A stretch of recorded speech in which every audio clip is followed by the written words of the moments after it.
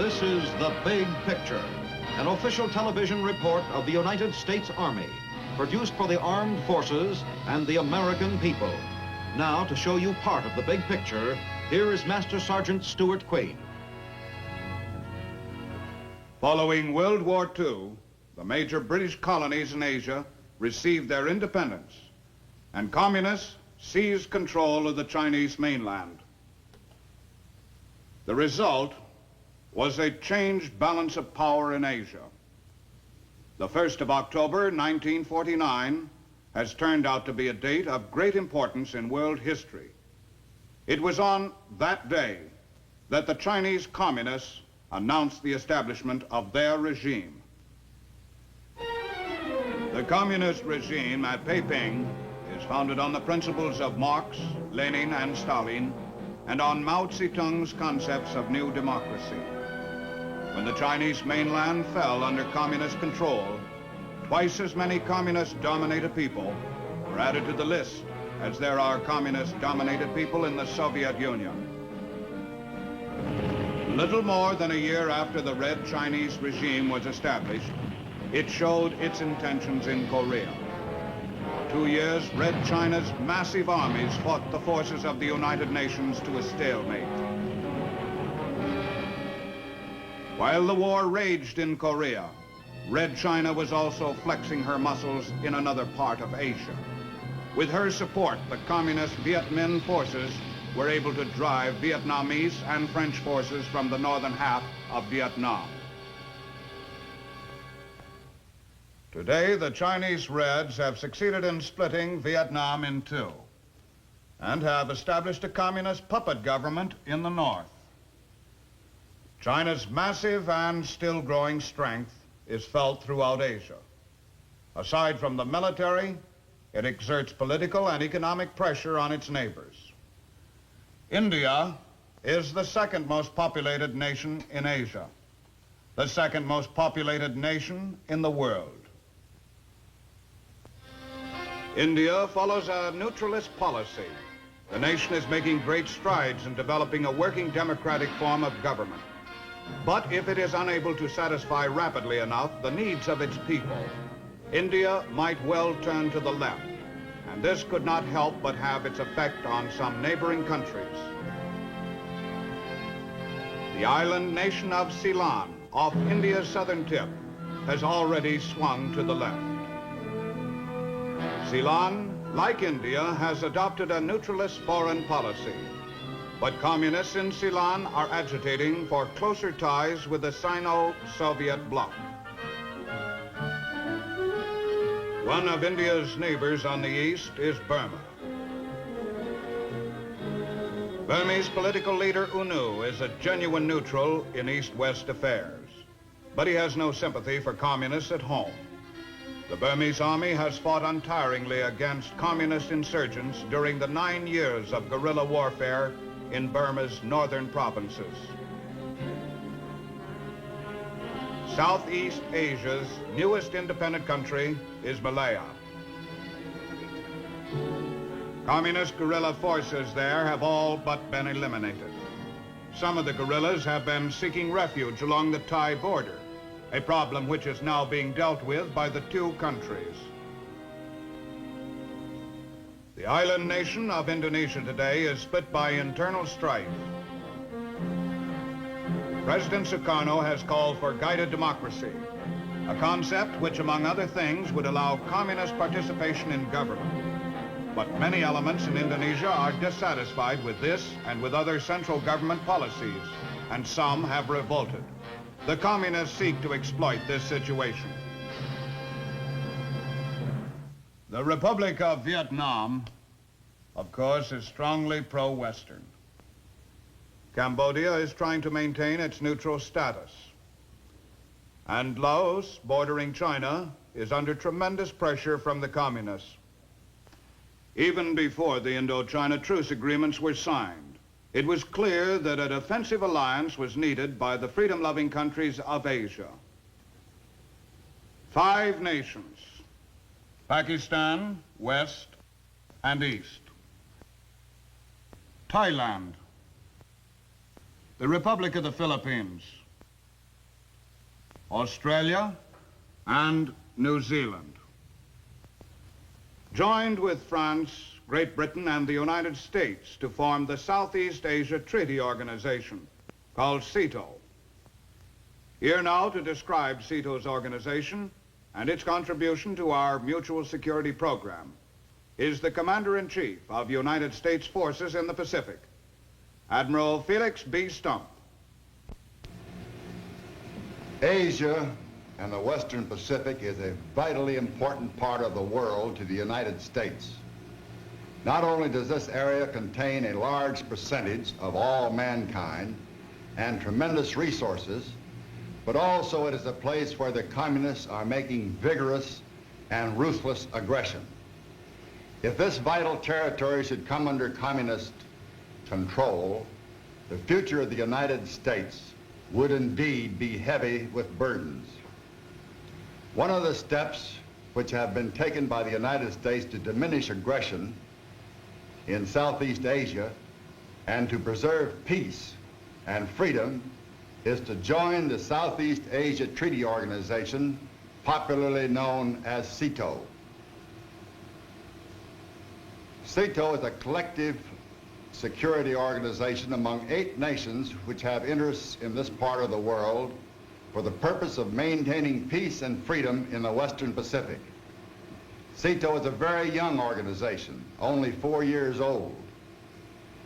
But the nations which belong to it are wise in the ways of communist imperialism and the slavery which always goes with it. Most of the SEATO countries are thousands of miles away from America, and people here at home don't know much about them. It is necessary that every voter in the United States, in our free country, understand the issues which are vital to the United States. I hope today's motion picture will give you at least a small insight into those nations.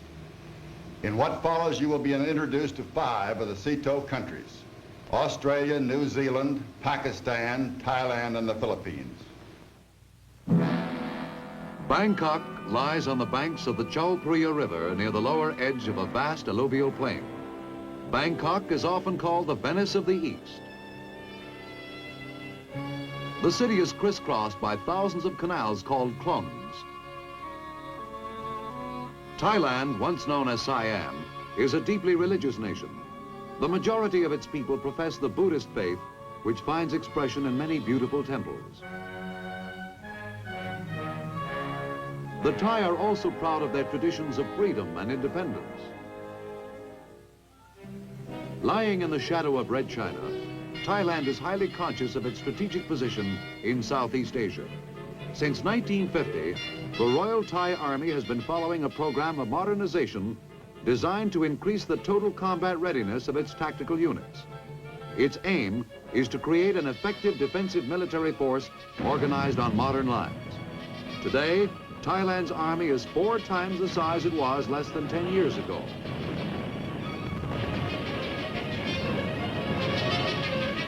Thai soldiers fought valiantly with the United Nations forces in Korea, and a regimental combat team is still stationed there today.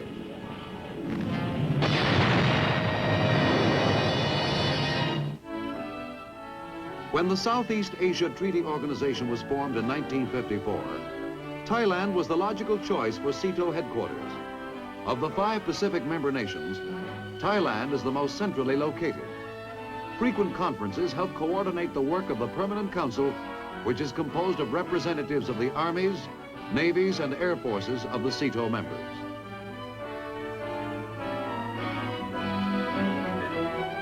Under the terms of the treaty, the 8 members agree that they separately and jointly, by means of continuous and effective self-help and mutual aid, will maintain and develop their individual and collective capacity to resist armed attack and to prevent and counter subversive activities directed from without against their territorial integrity and political stability. Each of the members has something unique to contribute to the mutual benefit of its partners. Beyond the defense organization, moreover, there are forces at work to promote economic and cultural exchange.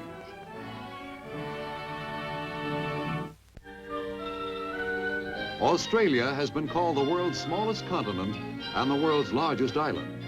Its capital, Canberra, is in population one of the smallest cities in the country. It lies in the eastern mountain range and is surrounded by wheat and livestock farming country. Australia is a commonwealth. Its government is constitutional and embodies ideas found in both the American and British governments. Populated chiefly by people of British origin, the Australian way of life is essentially British. But since World War II, American influence has greatly increased. Actually, Australia is evolving a national character all its own. The country itself is about the same size as the United States. Much of it is farm or ranch land. One of the principal industries is sheep raising. Throughout its history, Australia's economy has been predominantly agricultural, with the greatest emphasis placed on ranching. Sheep growers and their families are found in most of the fertile sections of the continent.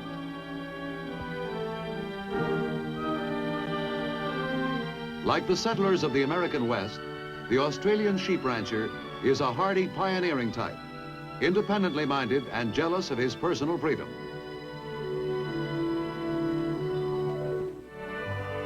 Possessing about 1/6 of the world's sheep, Australia produces about 1/4 of the world's supply of wool.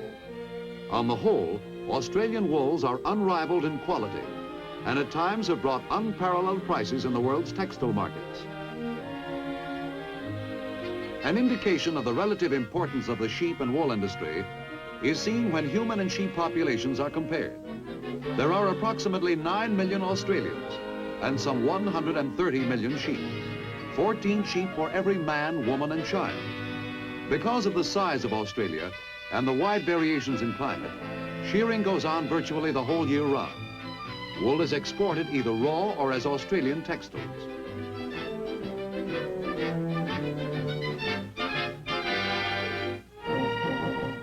A constant reminder of Australia's contribution to Allied victory in World War II is Melbourne's War Memorial.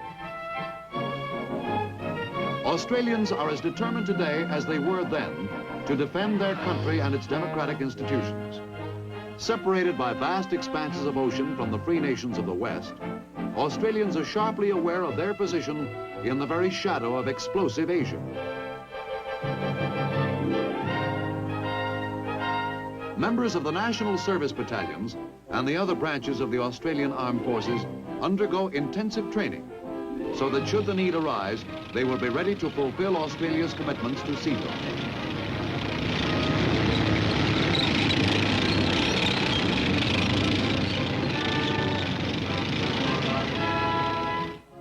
As much as any country in the world, the people of Australia, young and old, are air age conscious.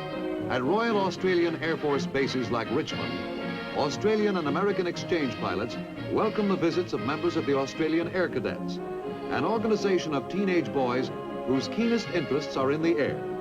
Periodic flights with experienced pilots give the cadets a first-hand knowledge of subjects studied in classes on the ground.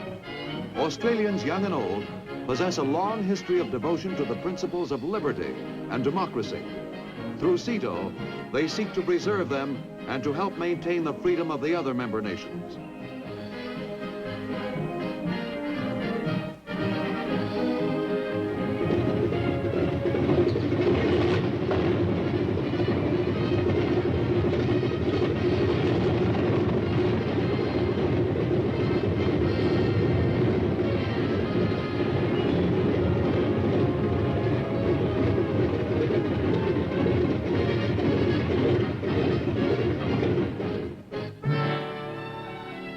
Southernmost of the SEATO nations is New Zealand. Unlike Australia, New Zealand is a dominion with its capital at Wellington, a port city surrounded by sharply rising hills. The city was founded in 1840 by the first colonists who arrived from Europe to settle this island nation. Like Australia, New Zealand has a constitutional government. Its legislature consists of only one house, an elected House of Representatives. As in Australia, the leader of the majority party in the House is the Prime Minister. Education in New Zealand is compulsory up to the age of 15. The government provides liberal scholarships for higher education. The main source of power in New Zealand is hydroelectric. It is put to a variety of uses on farms and in industry. In recent years, New Zealand has been making increasing use of geothermal power, which utilizes the heat under the Earth's surface to generate steam power. At Wairaki on the North Island, engineers have drilled down nearly a mile to capture the energy used in creating electric power.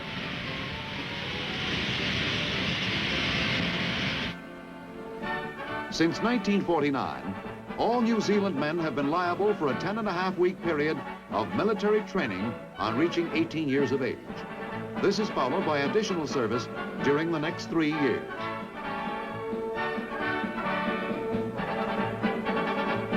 And for the following 6 years, they remain members of the military reserves, a ready reserve of trained manpower to swell the ranks of the regular army in time of emergency.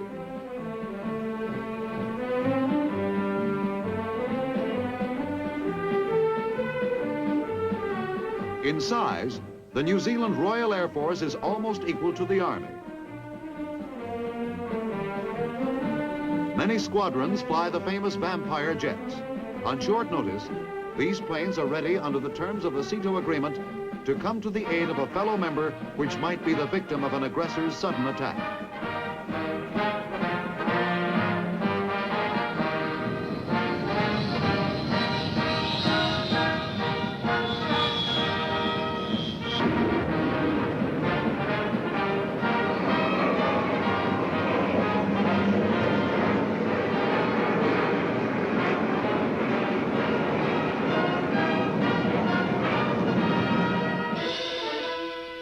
Pakistan, fourth of the 5 Pacific CETO countries, has been an independent, self-governing member of the Commonwealth of Nations for little more than a decade.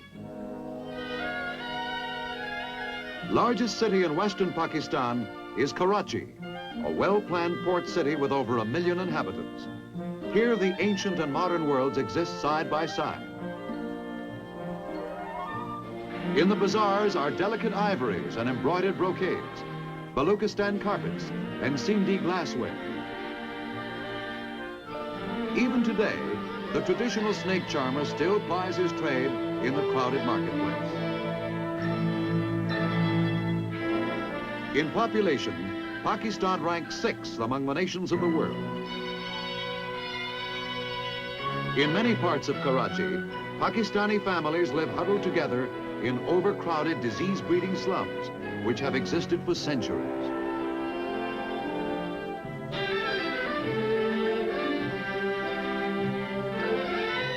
But since British-occupied India was divided into the Dominion of India and East and West Pakistan, the government has made continuing efforts to provide more and better housing for the people.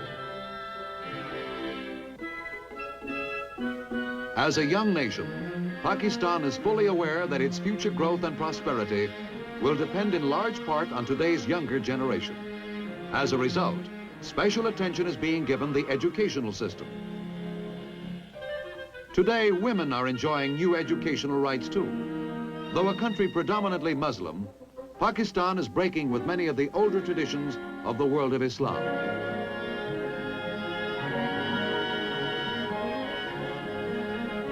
Since its creation in 1947, Pakistan has tried to make the transition from a wholly agricultural nation to one with heavy industry. American aid, economic and military, has helped her toward this goal. In many parts of Pakistan, the camel still provides the chief means of transportation. The journey from the mountainous Afghan border to Karachi on the Arabian Sea may take many months. While East Pakistan's chief product is jute, West Pakistan is known primarily for its cotton, which represents the country's largest export commodity. The government's present economic policy calls for the development of large-scale industries for processing Pakistan's own raw materials and for producing consumer goods for the home market. The growing textile industry is proof that the program is well underway.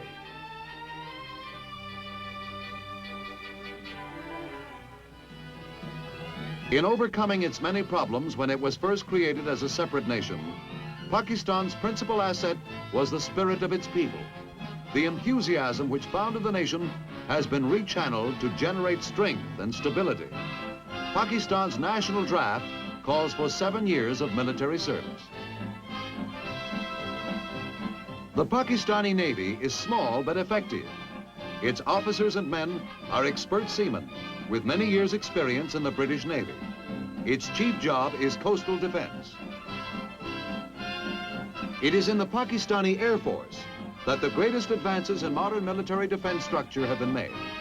Little more than a year ago, the Pakistani Air Force flew nothing but propeller-driven aircraft.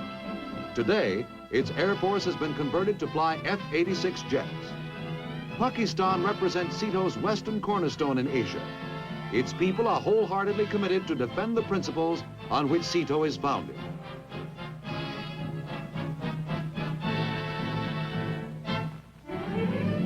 The Republic of the Philippines, once an American possession, represents SEATO's cornerstone on the east in Asia.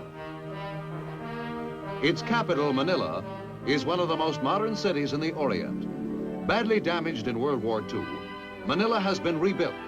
Today it boasts many fine shops and stores. The Philippines is one of the world's largest lumber-producing countries, ranking 5th in the ratio of forests to total land area. Commercial forests make up almost half of the land area of the Republic.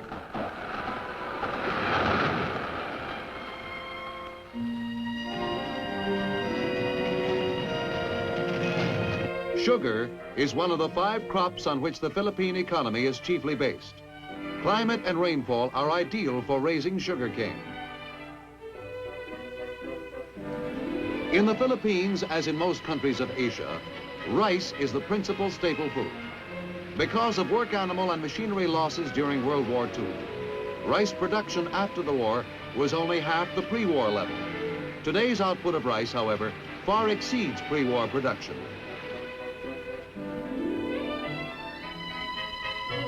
Fish and rice are to the Filipino diet what meat and potatoes are in the West. The fishing industry ranks second in importance only to agriculture. Nearly 2,000 different species of fish are found in Philippine waters. Although annual catches are at an all-time high, the Philippines is still obliged to import fish from neighboring countries to meet its own needs. A freshwater fish program is one of the government's answers to the pressing need for a bigger fish and fish product industry.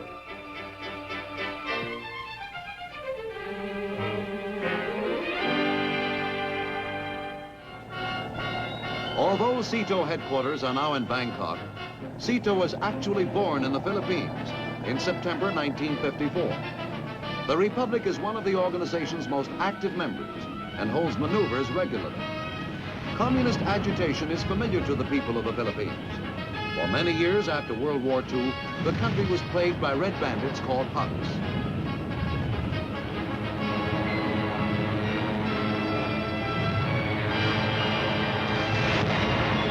As a charter member of SEATO, the young republic has pledged itself to defend its own freedom and the independence of others. SEATO's planners are preparing studies on the defense of the treaty area, as well as mapping plans for cultural and economic exchange between the member nations. There is a common pool of intelligence information available to all the member countries. This close cooperation in peacetime helps to establish in advance the mutual confidence which would be needed for joint operations in case of war. Periodically, the member nations of SEATO hold joint maneuvers to test how quickly combined forces can be mustered and delivered to possible trouble spots in one or another of the partner nations. Such exercises also serve as reminders to the people of the member nations that they do not stand alone and that their independence is protected by a multi-nation shield.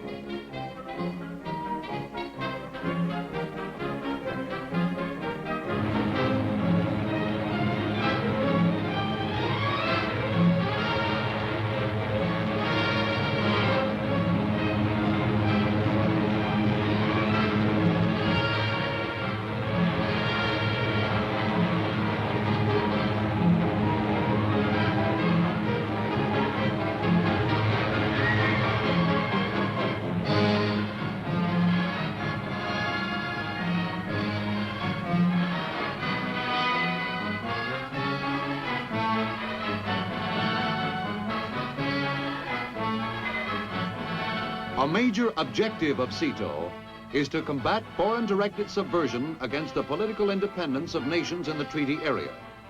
In many cases in the past, infiltration and subversion have proved as profitable to the cause of world communism as outright armed attack. As a result, internal security, as much as direct aggression, has become an urgent challenge.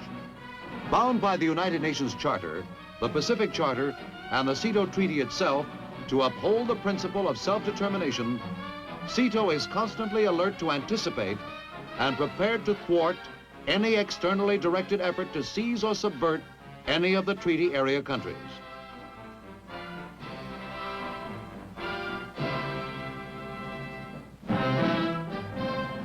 CETO is the third link in a defensive chain which stretches round the world, from Asia through the Middle East under the Baghdad Pact, through the NATO countries and Europe, and through the United States across the Pacific to Asia. It is a natural and vital part of the free world's perimeter of collective security, and it grows healthier and stronger with every passing day.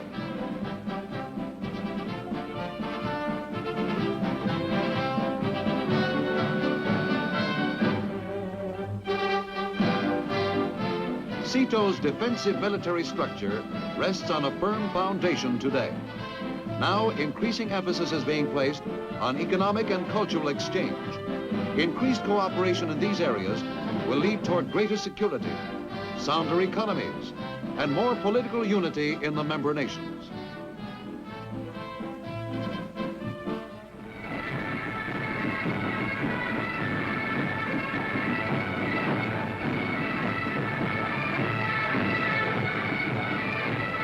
CETO, in conception and practice, represents a force to fulfill the fondest aspirations of all the peoples of Asia, of all the world. It is a force promoting freedom from economic want, a force defending liberty and the independence of free nations.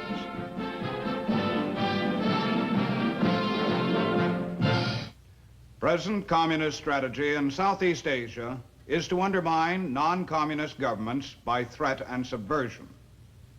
In the 3.5 years since CETO's formation, the 8 member nations have made long strides forward along the road to mutual security.